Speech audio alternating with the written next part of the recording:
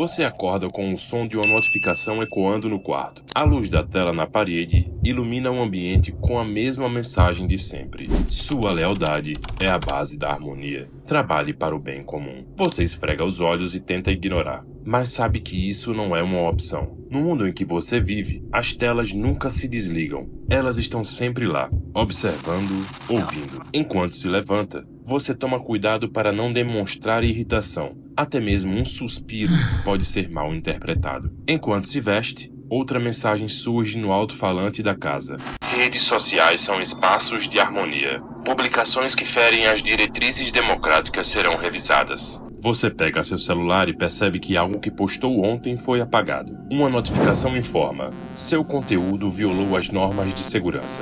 Você tenta lembrar o que escreveu, mas não consegue ver nada de errado. Talvez tenha sido aquela dúvida que expressou sobre uma nova lei de controle de conteúdos nas redes. Só uma dúvida, mas no seu mundo, até isso pode ser considerado uma ameaça. Ao sair de casa, você passa por um enorme painel que exibe a frase: protegendo a democracia, protegendo você. Você sente vontade de rir, mas mantém o rosto neutro. Afinal, as câmeras estão por toda a parte, e qualquer expressão fora do comum pode levantar suspeitas. Mais tarde, enquanto tenta ler as notícias no celular, algo chama sua atenção. Manchetes que você tinha certeza de ter lido ontem sumiram. Outras foram alteradas. Um político que antes era criticado, agora é exaltado como herói. Você tenta acessar as notícias antigas, mas recebe apenas a mensagem: conteúdo removido por adequação às novas diretrizes. Você percebe que a verdade é maleável, ajustada conforme o sistema determina. E o mais assustador, isso começa a parecer normal. No trabalho, você é responsável por revisar documentos e alinhar informações às novas normas. Hoje, sua tarefa é apagar registros de um artista famoso que foi cancelado recentemente. Você altera entrevistas, apaga discursos e ajusta biografias. Quando termina, é como se ele nunca tivesse existido. Isso não é censura, dizem seus supervisores.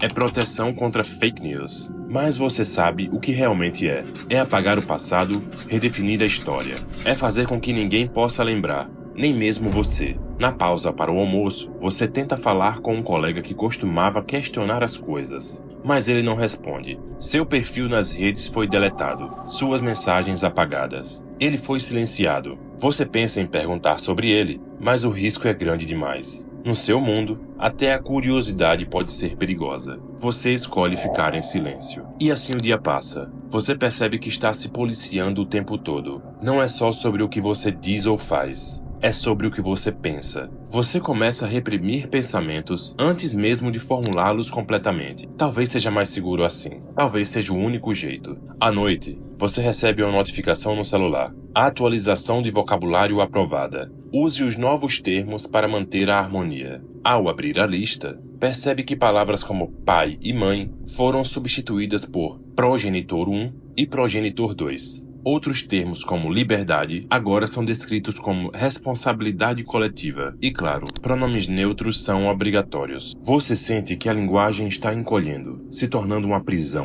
Sem palavras, não há pensamento. Você lembra ter lido. Agora entende o verdadeiro significado disso. Se você não tem palavras para expressar algo, como pode pensar sobre isso? Antes de dormir, você tenta desconectar. Mas não há como. Seu celular, sua casa, até mesmo os dispositivos que facilitam sua vida, tudo parece estar te observando. Você lembra de uma notificação recente dizendo que estava consumindo conteúdos potencialmente prejudiciais. Desde então, tem evitado buscar por qualquer coisa que pareça fora da narrativa oficial. Deitado, você olha para o teto e vê a luz do microfone piscando. Você sabe que está sendo monitorado, mesmo no silêncio. Você ri da situação, mas para imediatamente. Até o riso pode ser interpretado como insubordinação. De olhos bem abertos no escuro, você percebe que o sistema não precisa de correntes ou celas. Ele já te controla de outras formas. Você segue as regras porque tem medo de não seguir. Você já não questiona porque acha mais fácil aceitar.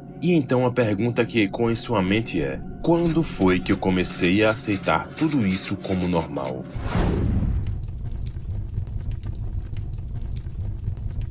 Essa história pode parecer exagerada, mas será que é mesmo? Pense no que está acontecendo ao nosso redor. O controle escrito em 1984 não chegou de forma abrupta. Ele veio devagar, disfarçado de proteção, inclusão, segurança. Não há um grande observador declarando suas ordens, mas temos algoritmos, leis e narrativas que silenciosamente moldam nossa realidade. Você já tentou postar algo nas redes e viu seu conteúdo ser apagado ou rotulado como desinformação? Talvez tenha sido apenas uma opinião, uma dúvida, mas ela não se encaixava nas regras invisíveis que regem as plataformas. No Brasil, leis foram propostas com o pretexto de combater fake news. Quem poderia ser contra o combate à informação? Mas a questão não é o combate em si, é quem decide o que é verdade. Assim como no mundo de 1984, onde o Ministério da Verdade reescrevia a história, hoje temos redes sociais que escolhem quais narrativas sobrevivem e quais são apagadas. Postagens que questionam medidas governamentais ou apresentam dados divergentes são removidas, mesmo que sejam baseados em fatos. O que fica é uma única narrativa inquestionável. E isso não para por aí.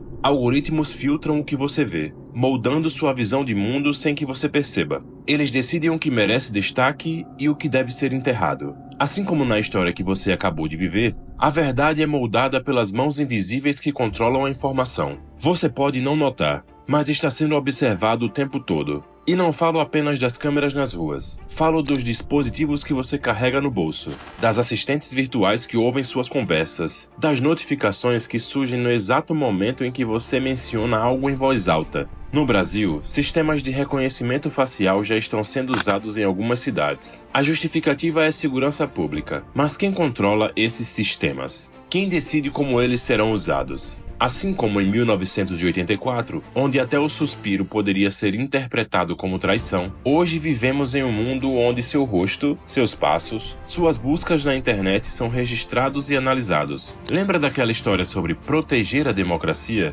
No mundo real, essa frase é usada para justificar vigilância, controle e até silenciamento. E quanto à nova linguagem? Assim como no mundo fictício que você experimentou, no Brasil e em outros lugares, palavras estão sendo redefinidas ou eliminadas. Termos como pai e mãe estão sendo substituídos por expressões neutras, como progenitor 1 e progenitor 2, em nome da inclusão. A inclusão é importante, mas quando a linguagem é imposta, ela deixa de ser uma escolha e se torna uma ferramenta de controle. Palavras como liberdade ganham novos significados, muitas vezes distantes do que realmente representam. A introdução de pronomes neutros e termos obrigatórios não é mais uma questão de escolha. É uma obrigação para quem deseja permanecer aceito. E o que acontece com quem não segue as regras? Cancelamento, silenciamento, rotulagem. Você é antiquado, preconceituoso, problemático. A ideia não é debater ou explicar, mas esmagar qualquer forma de resistência. Orwell escreveu que limitar a linguagem era limitar o pensamento. Estamos vendo isso se tornar realidade. Assim como você percebeu na história, o controle precisa ser imposto à força. Ele é aceito pouco a pouco, como algo necessário. A liberdade é trocada por uma falsa sensação de segurança. A ideia de que é para o bem de todos começa a justificar tudo, desde o monitoramento até a censura. No Brasil, discursos que prometem proteger a democracia frequentemente são usados para justificar medidas que limitam a liberdade. Questionar essas medidas é perigoso, porque você pode ser rotulado como antidemocrático. Mas democracia não é justamente sobre o direito de questionar, de discordar e debater? Você se vê na história de 1984? É assustador perceber o quanto já estamos vivendo algo parecido.